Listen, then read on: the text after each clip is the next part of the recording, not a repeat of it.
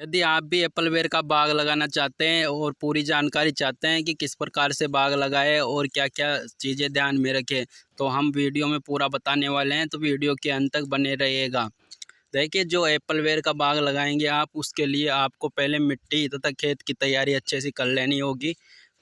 खेत की तैयारी इस प्रकार करें कि वह पूरी तरह जुत जाए, अर्थात वह किसी प्रकार का घास वगैरह कुछ भी ना हो।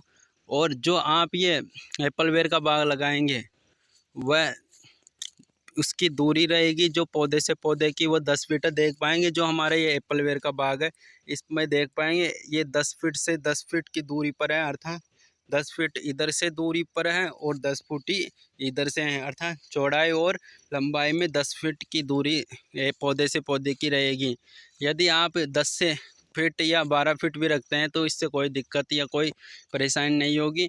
और इस प्रकार से दूरी रखने के पश्चात आप एक पंक्ति वाई रखते हैं तो आप इस खेत में और अन्य फसल भी कर पाएंगे। तो देख पाएंगे जो हमने इस खेत में जो पौधा लगाया है एप्पल वेयर का, तो 10 बाई 10 फीट की एरिया पर, अर्थात गैप पर लगाया है, जिसमें हम और फसल भी बो सकते हैं।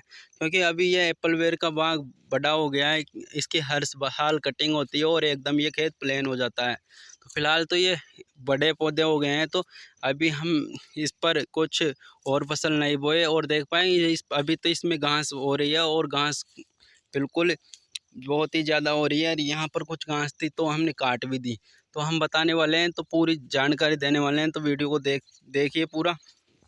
जो हम एप्पल वेयर का बाग लगाएंगे, उसमें जो पौधे से पौधे की दूरी रहेगी वो 10 फीट या 12 फीट रहेगी।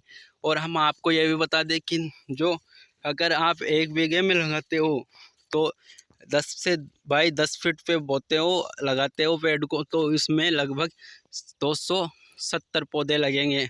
जो कि 1 बीघे में 270 पौधे लगेंगे। और 1 बीघे में 270 पौधे लगने के पश्चात ही ये पूरा खेत जो 1 बीघे का है वो भर जाएगा, बिल्कुल जगह नहीं रहेगी। लेकिन हम आपको बता दें, इसमें ध्यान देने योग्य 2-4 बातें हैं जो आपको विशेष रूप से ध्यान देने योग्य होगी। जैसे जब हम पेड़ लगाते हैं, जब इनका प्लांटेशन करते हैं, तो जो खेत के चारों तरफ की मेड़ होती है, जो खेत के चारों तरफ की बाउंड्री जो मेड़ होती है, जिसे हम सादा भाषा में डोड़ा भी कहते हैं, तो उसको छोड़ के हमें 10 फीट लगाना है, अर्थात उस मेड़ पे नहीं लगाना है। क्योंकि जब उस मेड़ पे लगाते हैं तो हमें जो ट्रैक्टर को करने में, जुताई करने में बहुत ज़्यादा परेशानी होती है, इसलिए वहाँ पर बिल्कुल छोड़ दे और 10 फीट उस मेड़ से ले ले और मेड़ से 10 फीट की दूरी रखें और पंक्ति नुमा लगाए, ताकि ट्रैक्टर में से जुताई भी आसानी से हो जाए। 10 से 10 फीट का गैप रखना है, इस प्रकार से हमें लगाना है। और इसमें लगाने के साथ ही हमें विशेष रूप से ध्यान रखना होगा कि जब इसका हम प्लांटेशन करें, तो प्लांटेशन करते समय जो हम यहाँ पौधा रोपण करेंगे, उससे पहले हमें गड्ढे खोद लेने होंगे। क्योंकि गड्ढे खोद लेने के पश्चात हमें 1-2 दिन के लिए उन्हें खुला छोड़ देना होगा, ताकि जिस इसमें जो भी मौजूद कीटनाशक या कुछ लटे वगैरह हैं वो मर जाए। यदि हम ऐसा नहीं करते हैं तो हमारा पौधा की ग्रोथ बहुत कम होती है। तो हमें लगभग 1 बाई 1 का तो गड्ढा खोद ही लेना है। 1 बाई 1 या ज़्यादा हो सके तो 2 बाई 2 का भी खोद सकते हैं। जब उसे हम प्लांटेशन करें तो और भर देंगे मिट्टी से और फिर उसका प्लांटेशन करेंगे। लेकिन फ़िलहाल आप 1 बाई 1 का या 2 बाई 1 का भी खोद सकते हैं। तो देख पाएंगे इस प्रकार से आपको गड्ढा खोद लेना है। जैसा कि हमारा ये जो पौधे हैं इस प्रकार से लगे हुए हैं, देख पाएंगे किस प्रकार से इनमें 10 बाई 10 फीट का गैप है। जो ये 10 बाई 10 फीट का इधर है और 10 बाई फीट का इधर है। तो इस प्रकार से हमें इसका गड्ढे खोल लेने होंगे। गड्ढे खोल लेने के पश्चात हमें हो सके तो इसमें थोड़ी यूरिया नहीं देना है ज़्यादा। यूरिया दे तो लगभग एक गड्ढे में 50 ग्राम से ज़्यादा ना दे। और यूरिया के पश्चात ही जो हमारा डीएपी होता है, वो एक गड्ढे में लगभग 150 ग्राम डीएपी देना है, जो मिट्टी के साथ मिला देना है। पूरी मिट्टी जब हम गड्ढा खोदें, जो भी मिट्टी उसमें निकले पूरी मिट्टी के साथ हमें मिला देना है। और फिर 2 दिन बाद उसे खुला छोड़ के उसका प्लांटेशन करना है। और प्लांटेशन करते समय भी हमें विशेष रूप से ध्यान देना होगा, जो हम पौधे नर्सरी से ख़रीद के लाते हैं तो उसमें ऊपर जो कलम चढ़ी हुई होती है, वहाँ पर पॉलीथीन या पन्नी से वो कलम बंधी हुई होती है। यदि कलम पूरी तरह से उसमें जुड़ चुकी है नीचे वाले जो अन्य पौधा होता है, क्योंकि जब हम पौधे लाते हैं तो हाइब्रिड लाते हैं जो कि कलम चढ़े हुए होते हैं। तो यदि जुड़ चुकी है तो उसकी पॉलीथीन जब ही खोल दे। और यदि कुछ पौधों की जो पॉलीथीन ना खोले, यदि उनमें जो कलम है वह यदि पूरी तरह से जुड़ी नहीं है, तो यदि जुड़ चुकी है तो खोल दे, और नहीं पूरी तरह जुड़ी हो तो ना खोले। फिर जब उसकी कलम प्लांटेशन करने के बाद जुड़ जाए तो फिर 2-3 दिन या 5 दिन 7 दिन के पश्चात हम खोल सकते हैं। इस प्रकार से जो हमारे पौधे हैं जो कलम से टूट जाते हैं वो ख़राब नहीं होंगे और हमारा प्लांटेशन तथा हमारा बाग अच्छे से लग पाएगा। दूसरी बात हमें ध्यान देने योग्य यह है कि जो जिस पॉलीथीन में हमें वो पौधे मिलते हैं नर्सरी से, उस पॉलीथीन को हटा देना और डायरेक्ट पौधे को निकाल के पॉलीथीन में से लगाना है। और तीसरी बात ये देनी योग्य है कि जब अब उसे प्लांटेशन कर दे तो उसमें पानी पर्याप्त मात्रा में देते रहें, क्योंकि पानी से ही वह पौधे मिट्टी के संपर्क बना पाते हैं, अर्थात मिट्टी से उनकी जड़ें पकड़ पाती है। जो एक बार जड़ें जब मिट्टी से पकड़ ले तो फिर उनमें ज़्यादा पानी की आवश्यकता नहीं रहती। तो शुरू में हमें पानी का विशेष रूप से ध्यान देने योग्य बात है।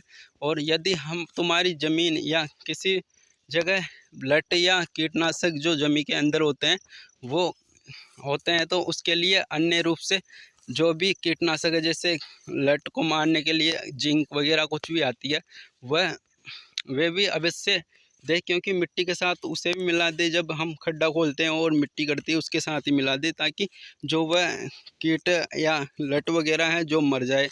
इस प्रकार से हमें इनका प्लांटेशन करना है और विशेष रूप से ध्यान देते रहना है कि हमारे पौधे सूख नहीं जाए, इसलिए हमें बारी बारी से पानी भी देते रहना है। इस प्रकार से हमें प्लांटेशन करना है। और नहीं, हाँ, कई लोग बताते हैं कि हमें इसमें इतनी DAP देना है, इतना गोबर की खाद देनी है, इतना। ऐसा करने पर हमारा जो प्लांटेशन की लागत है वो बहुत ज़्यादा बढ़ जाती है। और इस प्रकार से लागत बढ़ जाने के कारण हमें जो बाग से मुनाफा होता है उसमें बहुत ज़्यादा लागत होने के कारण बाग से जो मुनाफा होता है वह उसी में चला जाता है, अर्थात 2 साल तक की जो पैदा होती है उसी में चली जाती है। इसलिए हमें जो प्लांटेशन करना है उसमें ज़्यादा खर्च नहीं करना है, भले ही हमें जो पौधे की ग्रोथ थोड़ी कम देखने को मिल जाए, क्योंकि इतना पैसा हम प्लांटेशन में खर्च करेंगे उससे तो बढ़िया है कि हमारा पौधा थोड़ा ज़्यादा टाइम ले ले ग्रोथ करने में। यदि आप इसका प्लांटेशन फरवरी में कर रहे हो तो इसकी कटिंग मई में हो जाएगी। और कटिंग, क्योंकि एप्पलवेयर का पौधा हर साल कटता है, ऐसा उसकी कटिंग होती है, और मई में हो जाने के पश्चात इसकी ग्रोथ भी धीरे धीरे होती रहेगी और ये जनवरी तक हमें फर्स्ट साल में ही जो है फल देना शुरू कर देंगे। और लगभग ये एक पौधा फर्स्ट साल में ही हमें 2 से 3 किलो या 4 किलो या 5 किलो तक के फल दे देंगे। इस प्रकार से हमारी जो फर्स्ट साल में ही लागत आधी निकल आएगी। यदि आप इसे जुलाई में लगाते हो तो इसकी कटिंग जो है दूसरी साल ही होगी, जो कि अप्रैल में होगी। अप्रैल में करते हैं इसकी कटिंग। और यदि आप इसे किसी और महीने में लगाते हो तो फिर भी उसकी कटिंग ही वही अप्रैल में होगी। इस प्रकार से और भी जानकारी आप चाहते हैं तो कमेंट कीजिएगा और चैनल को सब्सक्राइब कर लीजिएगा, क्योंकि इस चैनल पर आपको एप्पलवेयर की पूरी जानकारी मिलती रहेगी।